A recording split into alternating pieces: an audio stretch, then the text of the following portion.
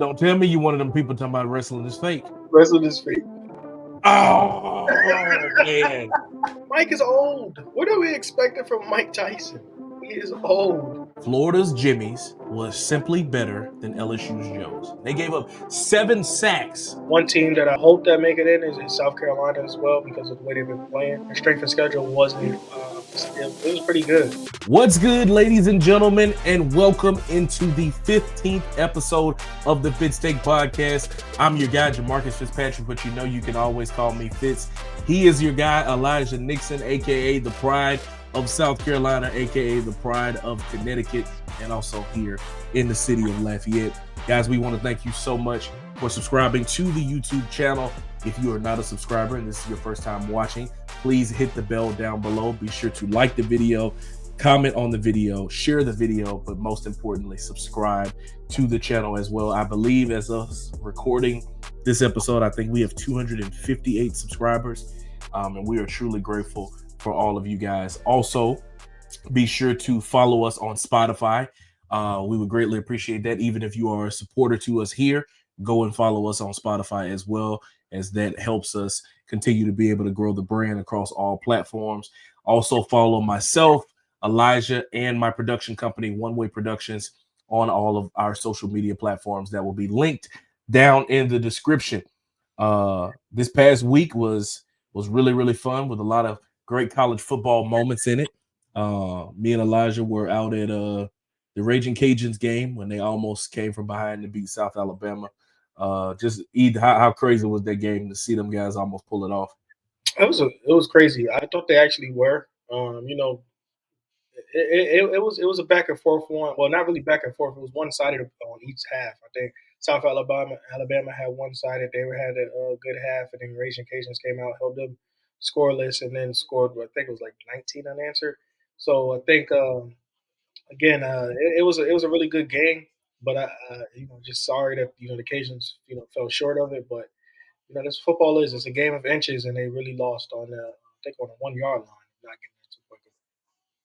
Definitely a game of inches, but the Cajuns will have an opportunity to try to right their wrongs and clinch the Sun Belt West when they will welcome in the Troy Trojans this upcoming Saturday for their senior day. That kickoff is slated for 4 o'clock. But let's go ahead and jump right into things, and let's start with our take number one. It's our first play in which we're talking about the LSU Tigers, another team in the state of Louisiana that has not played its best brand of football in the last 3 weeks. The Tigers lose their third straight game in a row to the Florida Gators, losing 27-16. The former Raging Cajun head coach Billy Napier, now the head coach of the Florida Gators, getting the last laugh over on Brian Kelly. LSU quarterback Garrett Nussmeier was 27 of 47, 260 yards and a touchdown. Meanwhile, DJ Lagway, the quarterback for the Florida Gators, was 13 of 26, 226 yards and a touchdown. He had a lot of big moments throughout the game. He found his receivers and made plays where he needed to, like Elijah Badger, who had 6 catches for 131 yards and that touchdown that Lagway threw to him. There were a lot of moments throughout this game. I went back and I looked at the highlights of it. I looked at some of the stuff that people were talking about on Twitter. And the common theme of what I'm seeing is that it looks like Brian Kelly has lost this football team. There was a moment where he was fussing at Chris Hilton, and the lip readers were basically saying that he said, you're uncoachable. Don't walk away from me when I'm talking to you. There was a moment when the Tigers offense was coming off on the field and Kyron Lacey was going at it, and he startled Brian Kelly. The LSU now sits at 6-4 on the season. They're out of the top 25. They're out of the SEC championship picture. They're out of the college football playoff picture. And as we know here in Louisiana and in the SEC, if you have 4 losses on the year, those are the type of seasons that can get you fired. So with that in mind, Elijah, the question that we pose, how hot is the seat of Brian Kelly? I think it's lukewarm, but I don't think it's like lukewarm enough to where you say he's fired at the end of the season or should be fired next season. I just think it's lukewarm because I think the attention is brought on him. Honestly, we knew what Brian Kelly was before he got there. Brian Kelly usually was a middle of the pack guy, always had a middle of the pack team. When he first got to LSU, he had success right off the rip, which LSU fans are they're happy about, or any college football fan, if you are, you'll be happy about. But now that some things are shifting, I think you should just be patient and watch and let him develop a little bit more. Because again, at the end of the day, um, when he walked in, he had Jaden Daniels, we had Malik Neighbors, he had all these guys, Keyshawn Booty, he had all these guys, man, and with the opportunity with that roster to compete for an SEC championship in his first year. And then on top of that, you got next year you still had a dynamic offense, but just didn't have the defense for it. So again, it's just it's lukewarm, but it's not that hot. But before we get into talking about trying to fire Brian Kelly, because I know that's what LSU fans want, I want to remind you guys: Ed Orgeron had one championship. I think Les Miles had one or two with LSU. Just one championship with LSU. Yeah, Les Miles had one championship with LSU. Um, my point with that is winning a national championship is not an every year thing. Winning a national championship, winning multiple doesn't happen for every coach. I mean, I know we see the Nick Sabans in the world, we see the Urban Meyers in the world. We have to realize that not every year, a national championship will pop out. Now, I'm not saying you could be up, you can't be up, you shouldn't be upset for how disappointing the team looks on the football field. That's different. But a national championship does not come. You're not winning one every year, no matter what college program you are. Sometimes it's 2 years. Sometimes you get one, whatever. So let Brian Kelly cook a little bit more. Let him get these guys in because he did a good job recruiting of getting a lot of 5 stars. Let them develop that and see what happens from there. Yeah, brother, I ain't gonna lie to you, man. I'm gonna have to strongly disagree on this one because his seat is scalding, boiling hot right now. It is absolutely on fire. They had a recruit from Calvary Baptist up here in Shreveport, where I'm at right now. Uh, that right after the game ended, he flipped his commitment and committed to Ole Miss, like directly after the game. Bryce Underwood has been getting bread out the wazoo offers from Michigan, and all it's gonna take if these boys lose to Vanderbilt coming up, Bryce Underwood finna flip his commitment straight up. Like he can love the LSU brand as much as he wants to, and I truly believe that if he were to, ultimately commit there, that he would probably be in contentions to be the starting quarterback next season. But when your head coach is holding the play calling sheet for both sides of the ball, when you have coordinators and play callers, he knows that he's under fire. He knows that it's a rough situation. And like you mentioned, Ed O won the national championship in 2019. He was gone by 21. So there's a very small margin for error in the state of Louisiana. And ultimately, again, this loss boiled down to once again the same thing that it did in the Alabama game. Florida's Jimmy's was simply better than LSU's Joe's. Bro, LSU's offensive line had not given up, I think, like 6 sacks up until that point in the season. They gave up 7 sacks in that game. I had stood up on the table for them earlier in the year. I can't remember who they played, and I said that this was an outlier game, that Garrett wasn't going to get touched like this again. This happened again. Earlier, I think in the preseason, Will Campbell said that when you win 10 games in the season, that gets you fired. The best they can do is win 8 or really 9 with a bowl win. The best they can do is get 9 wins. So by his words, Brian Kelly should be fired. Now, am I calling for his job? I'm not. The question was, is his seat getting hot? It's hot. It's burning up. He need to be standing. He don't need to be finding no chairs right now because it's rough. I mean, what was the time of possession? It was some crazy number because I'm looking at the number of plays that LSU ran. Garrett threw the ball 47 times and they ran the football 44 times. So that means they controlled the time of possession. LSU had the ball 41 minutes to Florida's 18. 41 to 18. You should have beat them in a landslide. But the issue was they were getting the ball, they were driving down the field, and they couldn't turn it into touchdowns. And that's the name of the game. Get the ball across the goal line at whatever cost. You want to end the drive with a kick. I get it. You want to be the extra point, a field goal, or a punt. But the name of the game to ultimately win it is to get the ball across the goal line. LSU did not do that. LSU did not do that well enough. And so because of that, Brian Kelly is under fire. And I think that he knows that he's under fire. And he's gotta figure things out super fast. He goes in and he gets Joe Sloan. He gives Cortez Hankton also an opportunity, the co-offensive coordinator with him. You get Blake Baker, and you seemingly have not fixed any issues that you had. Well, obviously, offensively, you didn't have any deficiencies at all, but you regress. Take a step back. The year before, you had the Heisman Trophy winner. You had a top 5 draft pick and receiver in Malik Neighbors, or top 10 in Malik Neighbors on your offense. Right now, I mean, you got 2 bookend tackles that are going to go in the first round. Mel Kiper has Garrett Nussmeier listed as the number 4 quarterback on his draft board. Kyron is playing pretty well.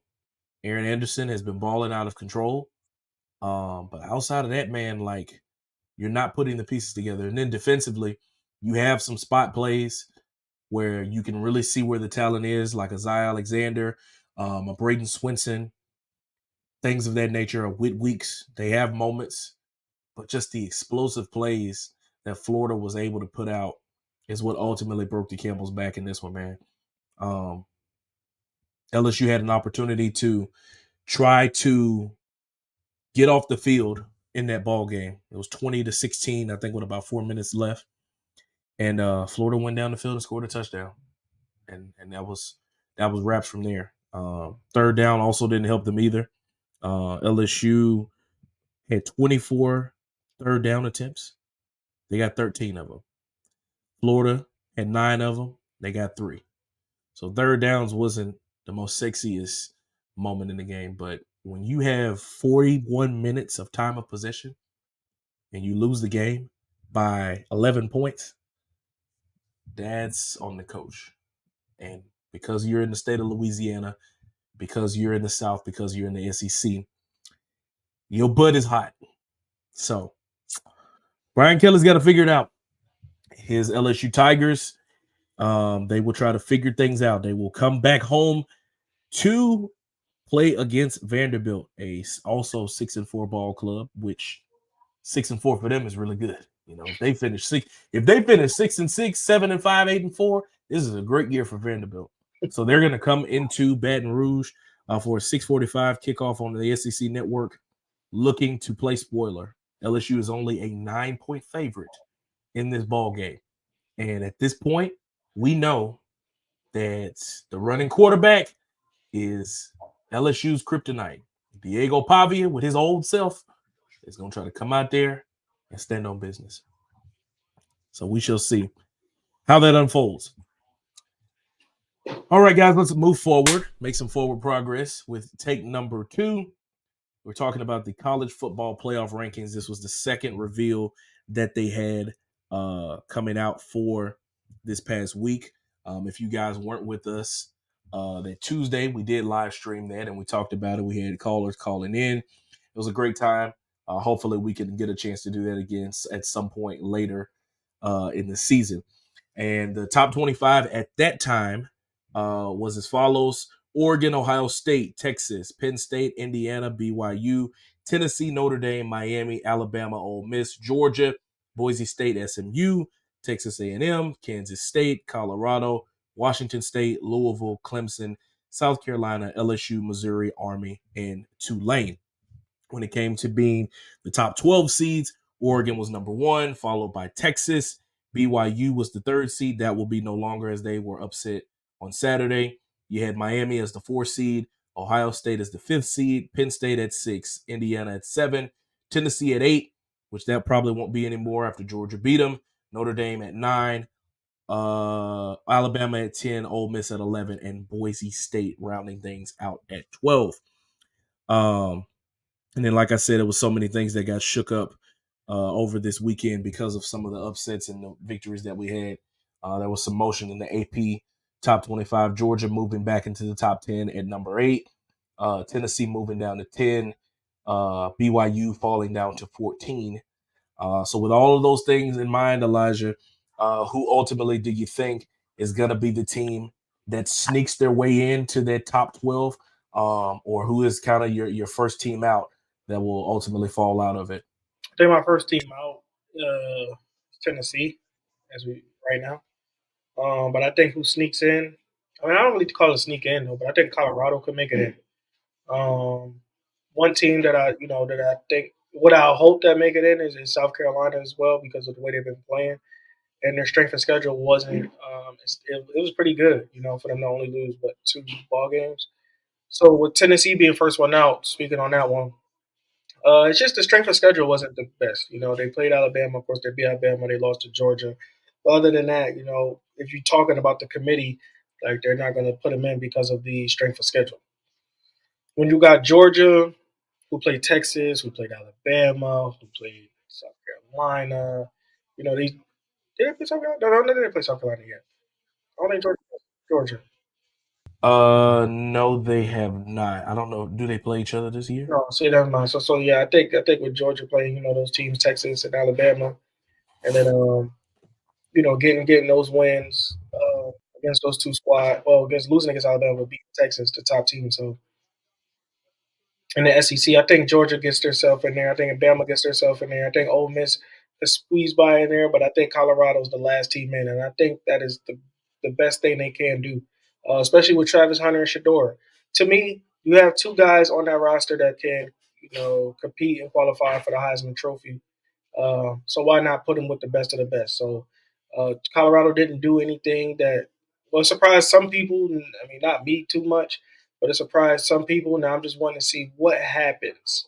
What happens when they get in there and who they play first round because them sneaking in there. I know that's not enough for Travis. I know it's not enough for Shedeur. And I know it's not enough for Deion.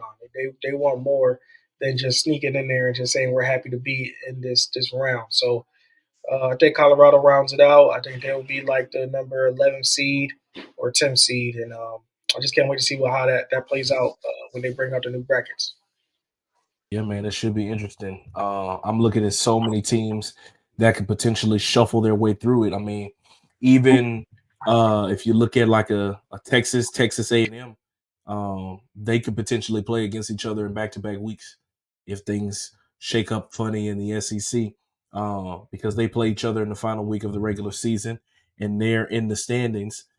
Texas only has one loss in the SEC, and Texas A&M has one loss in the SEC. Behind them, it's Georgia, Tennessee, and Alabama. So the SEC is still very much wide open. Um, I think that if the Aggies can put things together, I think that they will sneak their way into the CFP. Um, Also, another sleeper team that I'm looking at, I mean, is Tulane.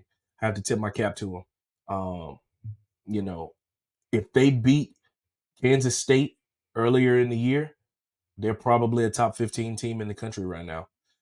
Hats off to John Summerall coming in, picking up where Willie Fritz left off, and getting this team right back into the national spotlight once again, clinching a position into the AAC championship game to play against Army, I believe it is, that they will play for their championship to be able to come in and get that done. So very early in his tenure there in New Orleans speaks volumes.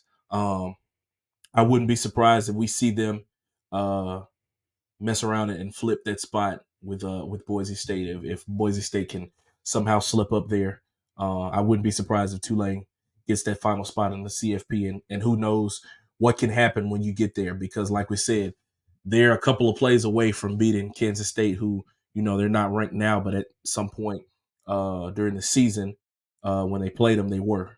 So all it takes is just a little bit of magic and a random Saturday night to make some weird things happen. I also do agree with you that I believe Colorado will get in through the Big 12. I think that they will be able to qualify because I think they're going to win the Big 12.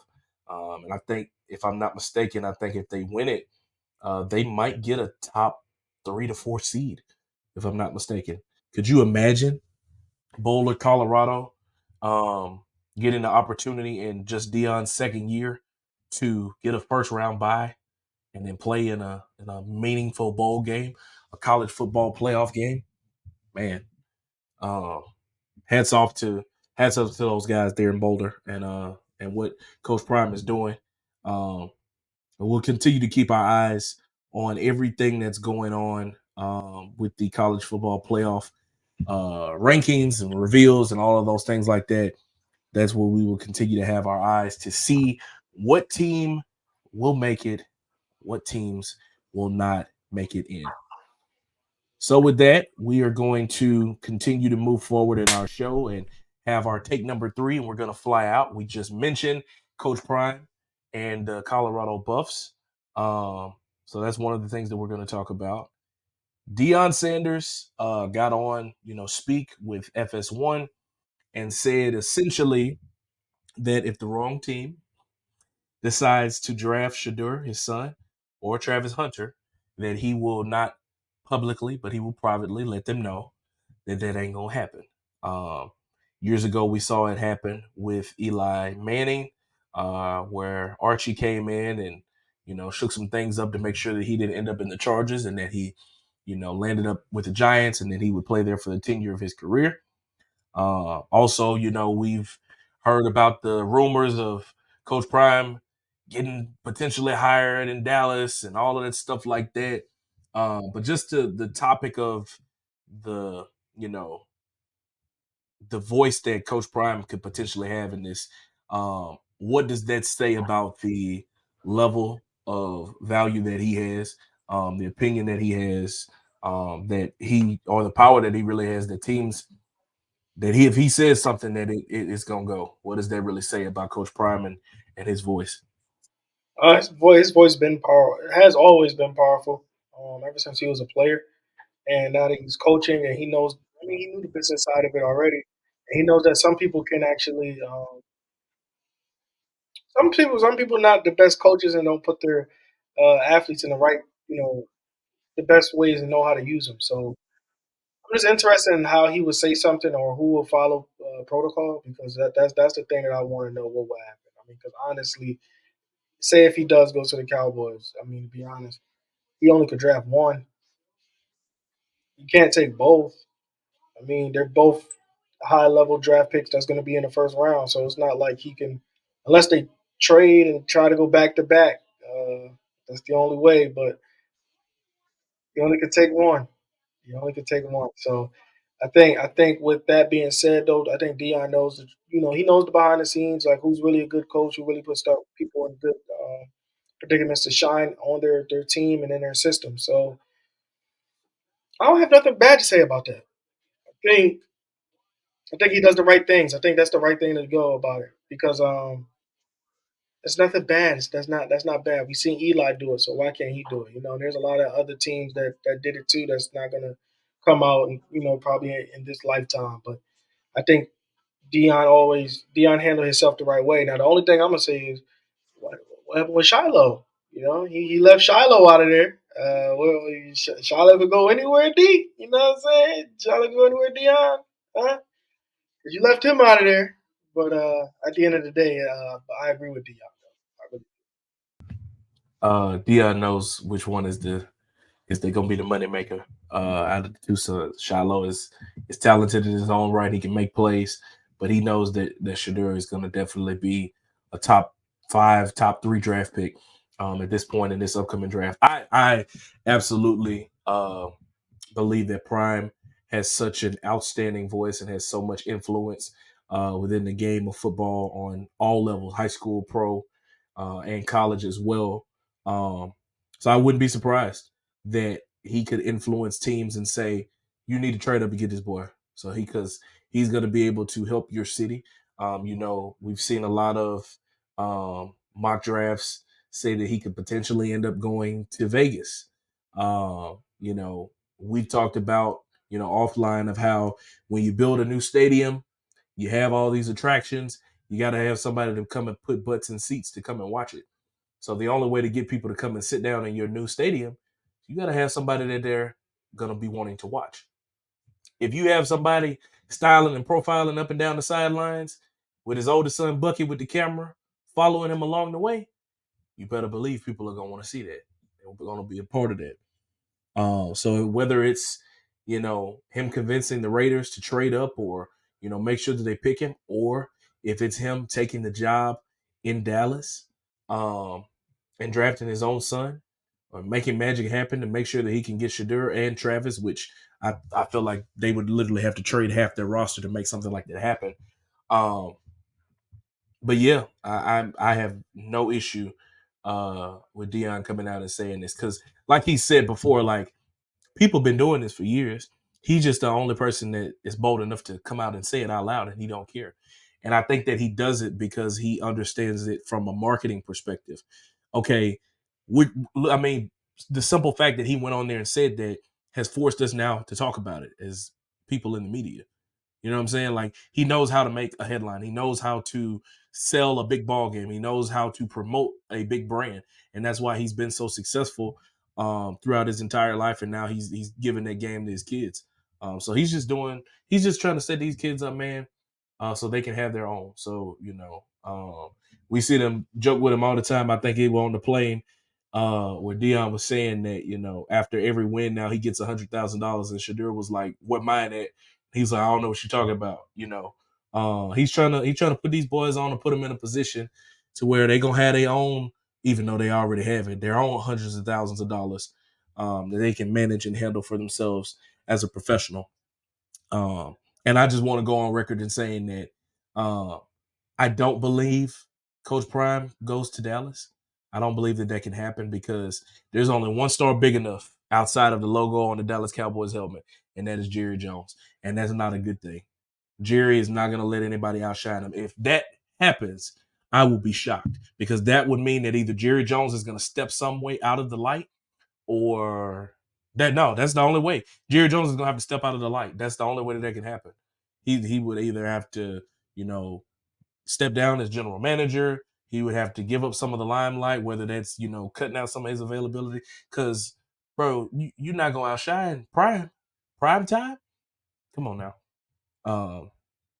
So we'll see. We're inching closer to the end of the college football season, which means that the draft will be here before you know it. So we will see how much influence Coach Prime will have and where either of those talented guys will end up going in the 2025 NFL draft. Staying in our flyout take, the heist of the year as Jake Paul beats Mike Tyson in a boxing match. I saw, I think Earn Your Leisure posted it, said that, it was so many people on watching. It was 65 million people at peak watch time that it continued to crash the servers for Netflix. So it was a lot of buffering going on throughout the stream of the fight. You know, a lot of people were saying that, this fight was bad and, we expected more, like, not my Iron Mike, and I wasn't expecting him to come out like this, and all this stuff like that. Take off with this one. What do you think about the fight between Jake Paul and Mike Tyson? Mike is old. What are we expecting from Mike Tyson? He is old. I mean, hey, no discredit to Jake Paul. Probably trains to slug with the heavyweights, as you can see with Mike. But Mike is that's not like prime Mike. You know, but, I don't think if you know what prime Mike was before then, no drugs. I don't think he was, participating in any type of activity or anything outside of just boxing. Boxing. What? We talking about the same Mike? Yeah, Mike Tyson. Mike Tyson was wild, boy. Yeah, he was wild. He was wild, but he wasn't like he was more focused back then than now. I think. You don't think so? I get what you're saying. Mike was wild. He was young and wild. Now he's old and wild. Yeah, old like he's not taking I don't think he takes his body as serious like what he did back in the day. I don't think he does. I mean you can't, but 50. What more can you do? 58, bro. Man, 58. 58. Man, almost 60. So like it was like what you expect him to do? So I just think that people saying that not my Iron Mike. I get it. I get it. But what I really feel like it can be is disrespectful to the sport of boxing. To be honest with you, because boxing was one of those sports that you tune in, you watch these guys go pound for pound. You're not watching anything like a Jake Paul versus a 58-year-old Mike Tyson. You're not watching that. You're watching Evander Holyfield and Mike Tyson. You're watching. I don't remember if you remember Butterbean. You're watching Butterbean getting in there. You're watching Roy Jones Jr. get in there. Now you got Javante and guys like this. So it's like I just think that this is just disrespectful to the sport of boxing. If Jake Paul, me personally, if I feel like you want to take Jake Paul seriously, I think Jake Paul should start fighting guys now, not these guys, these back in the day guys. Because I just think that like what is it? What does it prove? That like it sounds good that you beat Mike Tyson, right? That sounds good on the resume. But the real ones who was around would know like he was 58, bro. You didn't beat him in his prime. You didn't fight Muhammad Ali in his prime. You didn't fight none of these guys in their primes. You just fought a guy that I'm not saying Mike needed the money because I don't think he did. But you just fought him just because he cashed in a couple of checks. Like that's it. That's it.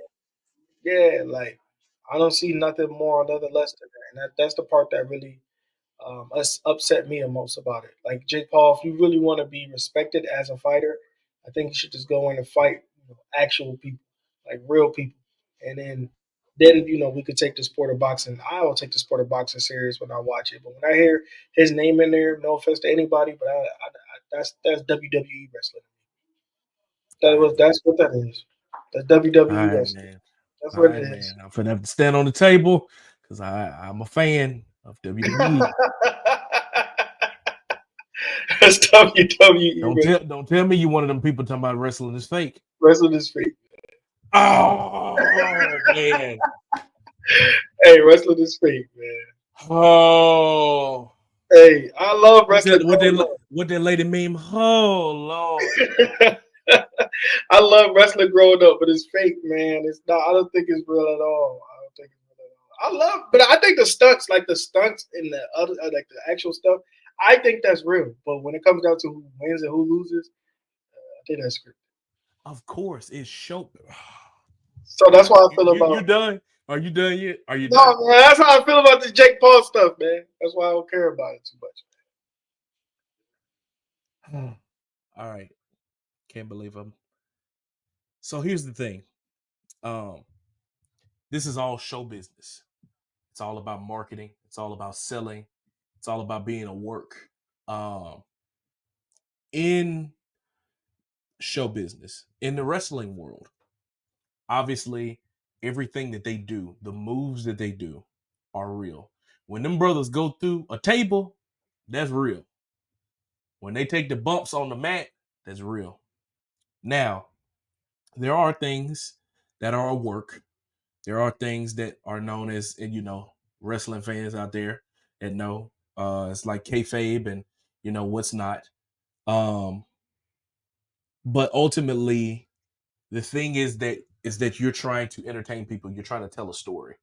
Um, everything that the Jake Paul and Mike Tyson fight was similar tactics of what WWE has done for years and years and years and years.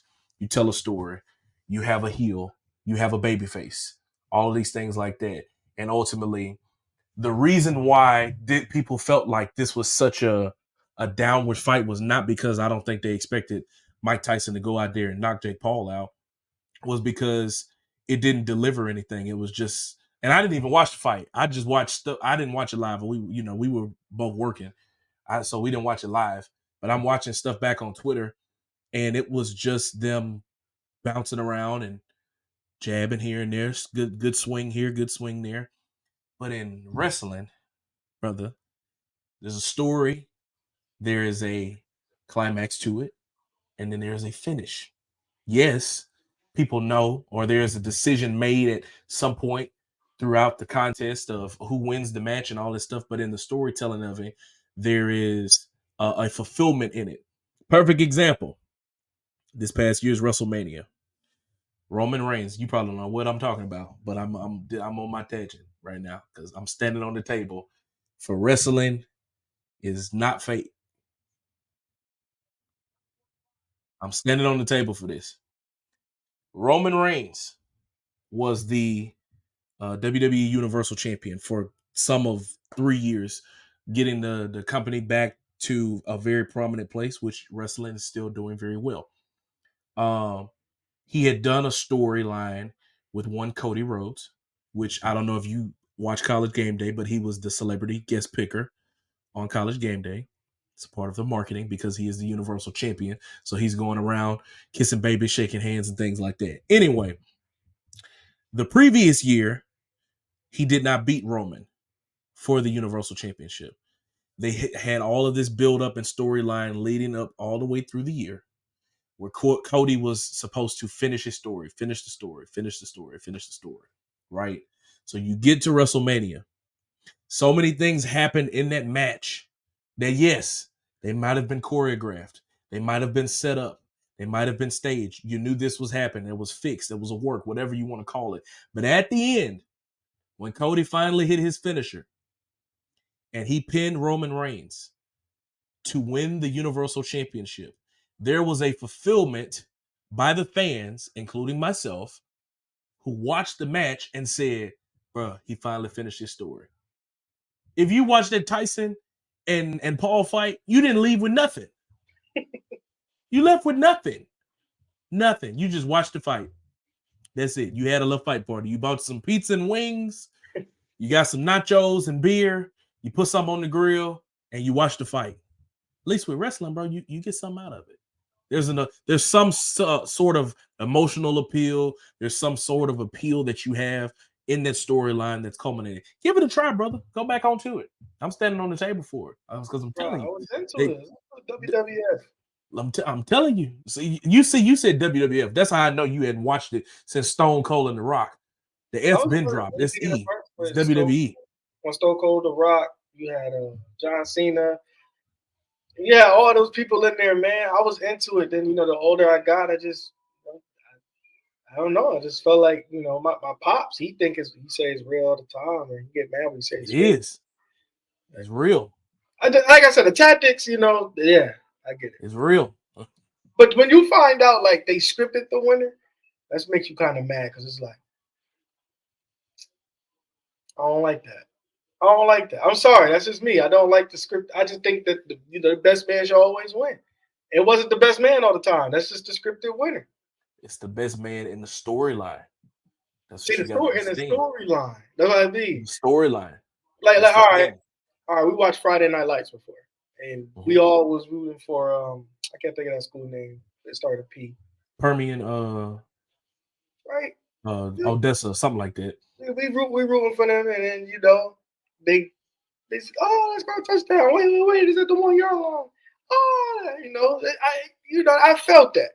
Because the best team won. The other team won. We built up this whole storyline just to watch this team.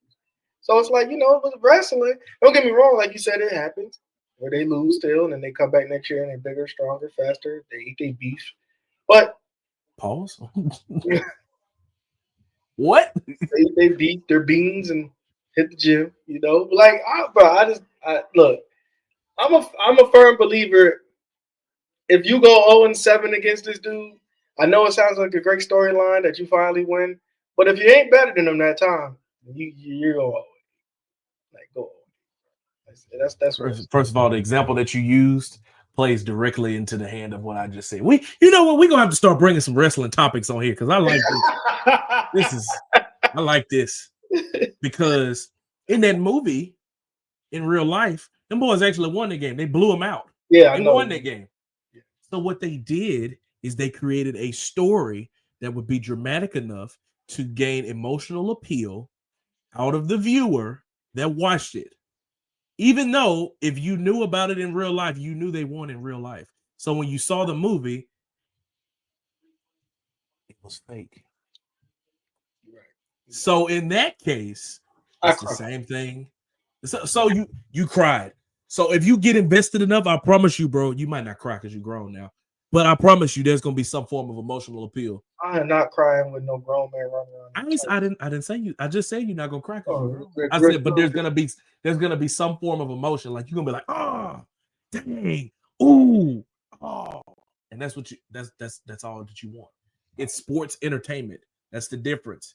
We're talking about the difference between live sporting events, football, basketball, baseball, versus sports entertainment. They are there to entertain you with their athletic abilities. I'm telling you, bro. I'm telling you. You know what? Well, I don't know if we can stream it. I was gonna say, I don't want Triple H calling my phone. Um, I don't want to have that. But maybe one day, maybe one day we'll figure out something. We'll talk about some wrestling and get it. I'm glad we was able to have this discussion. This was good. This was good. Ultimately, the Jake Paul Mike Tyson fight, it did what it was supposed to do. It made a lot of money, whatever, and people can feel as disappointed. I expected more out of Mike. I don't know what you expected out of your granddaddy. I don't know. I'm sorry. I don't know. Whatever.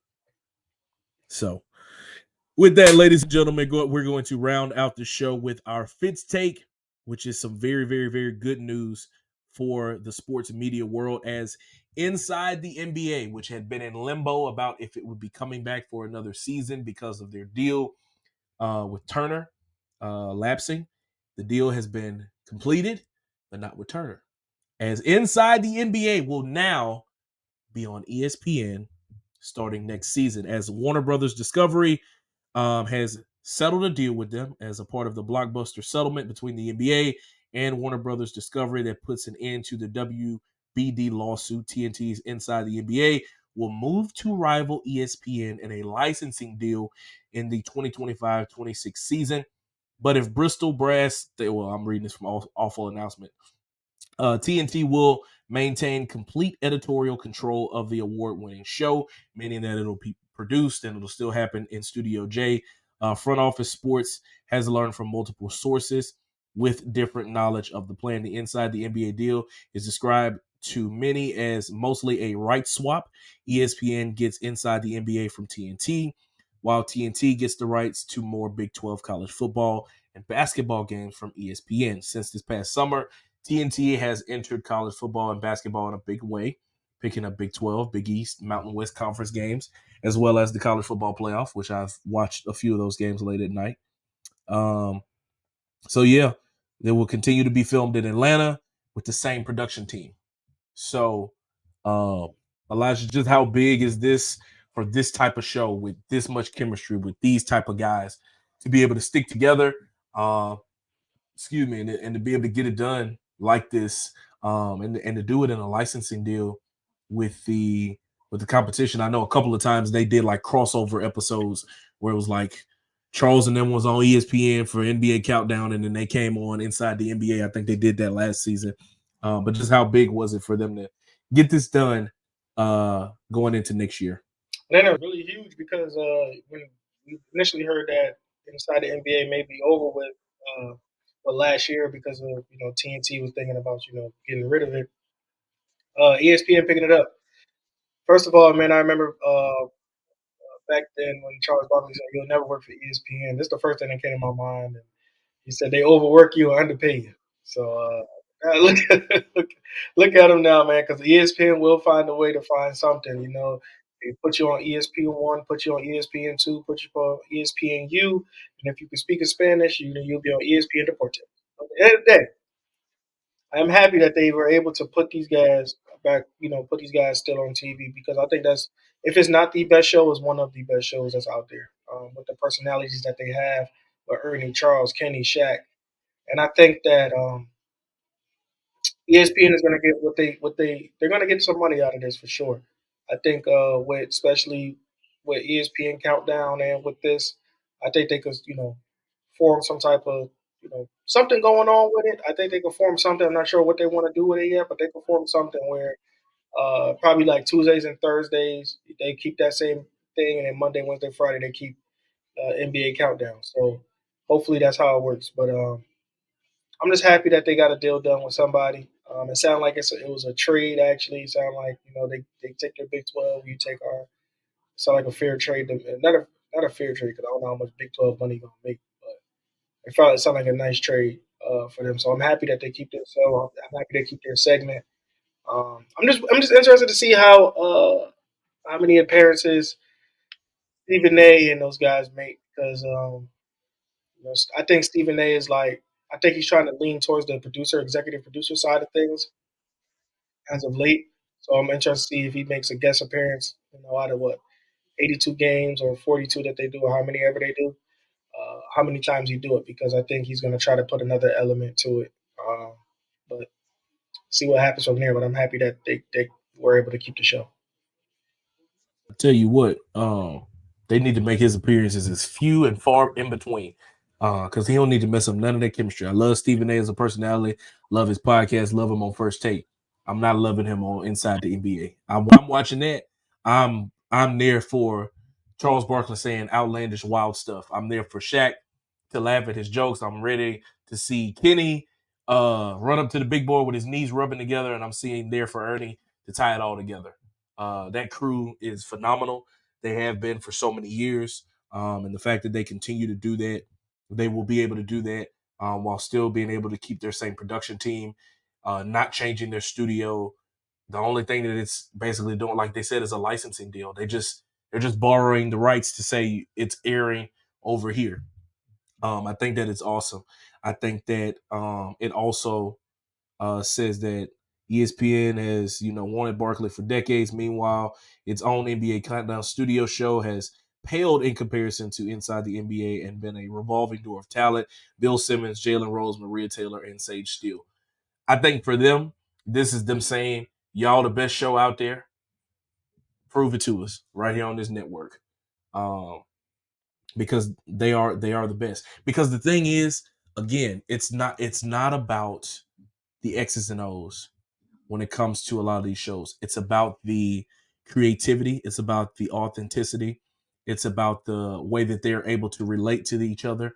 And ultimately it's about entertainment, bro. Like people are not watching TV, any like linear television. They are not watching linear television to learn about football. Like with all these different streaming platforms and podcasts now, you can figure out how to stop cover three in so many different ways. You can figure out how to beat man-to-man press and all that stuff in so many different ways. When Kenny does that on the big board, it's great. But you know why people really watch that segment? Because they want to see that man run to that board and watch his knees rub together. Because they want to be entertained.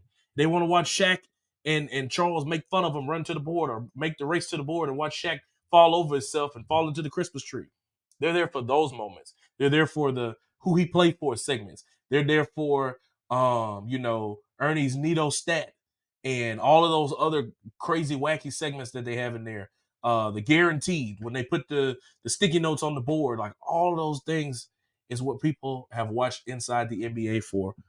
So I'm greatly appreciative that they were able to get this deal done, that this show would not go away. Because, bro, I ain't gonna lie. Sometimes I don't even watch the game.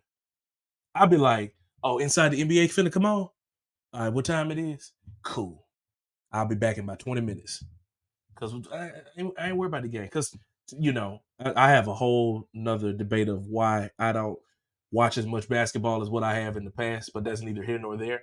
But I want to be entertained, bro. After covering all the basketball and stuff locally, and watching games and stuff like what I do, when I'm trying to wind down, I'm putting on stuff like Nightcap. I'm putting on stuff like Club Shay Shay. I'm putting on stuff like Fourth and One. Funky Friday. I'm trying to be entertained.